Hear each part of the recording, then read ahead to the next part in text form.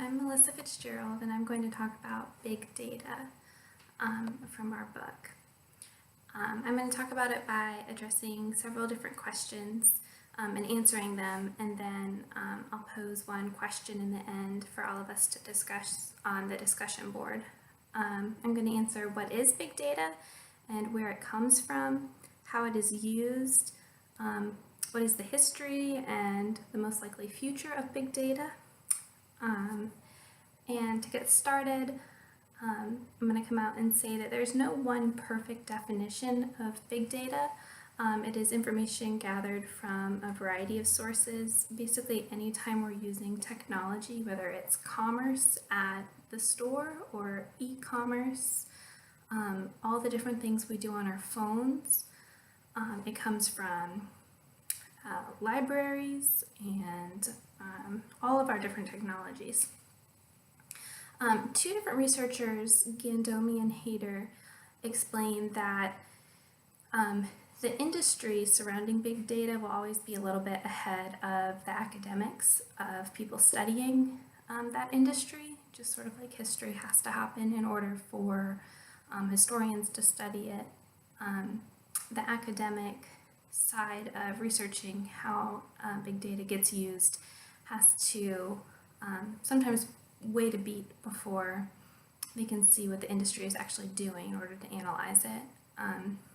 One of the key figures in big data is Douglas Laney, and he described the 3 V's that help to define big data. And he didn't invent the term big data, but he helped come up basically with its working definition now. The V's are volume, and that's going to be on your second slide. There's just so much volume of data that is being collected in the 21st century now. The velocity, so the change in speed of how that data is getting created and analyzed, that's also in flux. And then there's just a lot of variety of data. Some of it's structured, some of it's unstructured, but it's just coming from lots of different places and being created in gigantic quantities. On the third slide, I've listed some of the places big data originates. It's not just our online searches and our phone applications, but even Blackboard that we use, pretty much every day. That's a source of big data, what people click on, what they look at together, or in what sequence they look at it. Another source of big data is cell towers, which cell towers are getting the most pings. Navigation technology, if you're using something like Waze or Google Maps on your phone when you're driving, that all that information can be aggregated and put together so that someone can analyze it and learn from it. Which takes us to the next slide for how is big data used.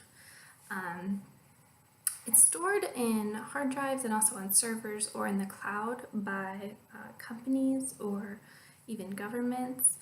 And then it's used to analyze what our habits are and to kind of predict the future. So businesses obviously are looking at big data to try to find out how they can drive their profits. They use the data to target advertising. Coca-Cola, that company, because it's worldwide, has a lot of interest in looking at big data to decide when and where it should advertise and what advertisements will be the most effective. But all advertising benefits from big data.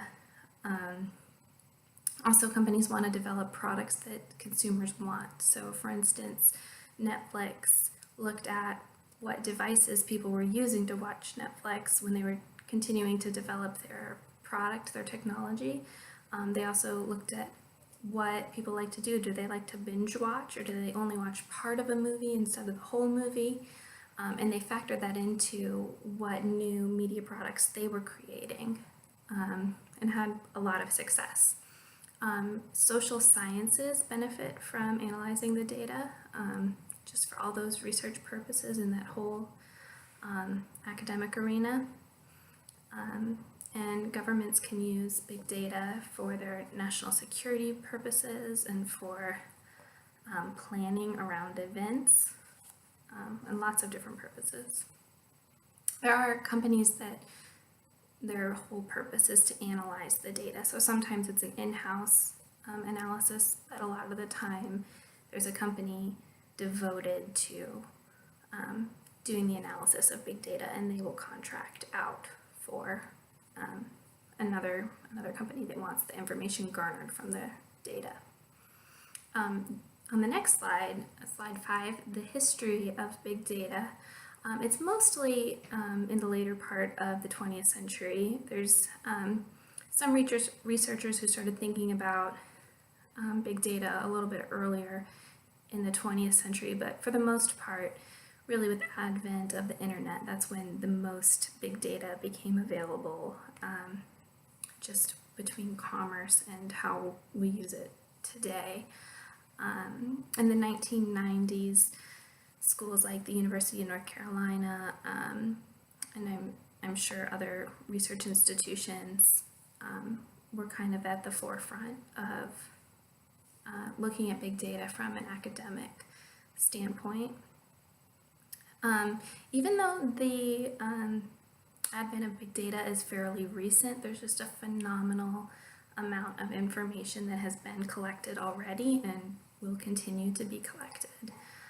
One interesting fact is that if you think of all the words that human beings have spoken from the time of creation until the year 2000, that same amount of data, like all the words that have been spoken in all those thousands of years, or millions of years, that's the same amount of information that was transmitted online in the year 2016. And that was 2 years ago. So just a phenomenal amount of information that exists to be analyzed, but we haven't found all of the ways to analyze it yet. The future of big data is that the scope will likely increase. We now have the Internet of Things where, refrigerators are connected online, and all of your different home appliances often there's options to buy them with internet connectivity, and data collection can happen through that.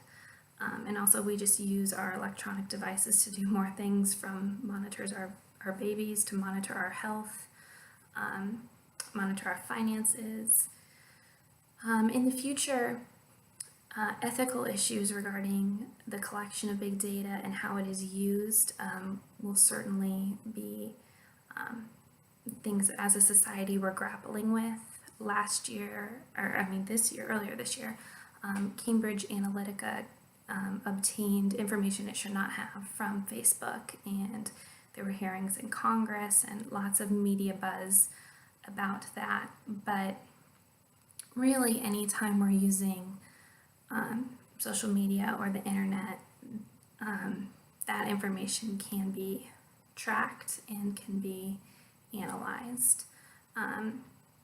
So privacy policies are definitely relevant to considerations of big data. They're really right at the heart of some of the most important questions regarding big data in the future. And then also in the future, governmental security measures will include looking at big data as well.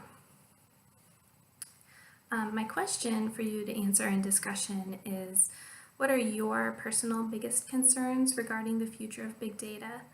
And how much of your personal information and your habits are you willing to share in order to enjoy products that are tailored to your taste? So, Netflix looks at what people watch, and then they produce more shows or video content based on garnering that information. There's lots of any of the different ways that big data is collected. Just an open-ended question. What are your personal thoughts about sharing big data that pertains to you and to your family? And how much do you feel like you receive in return for having that data available. Thank you.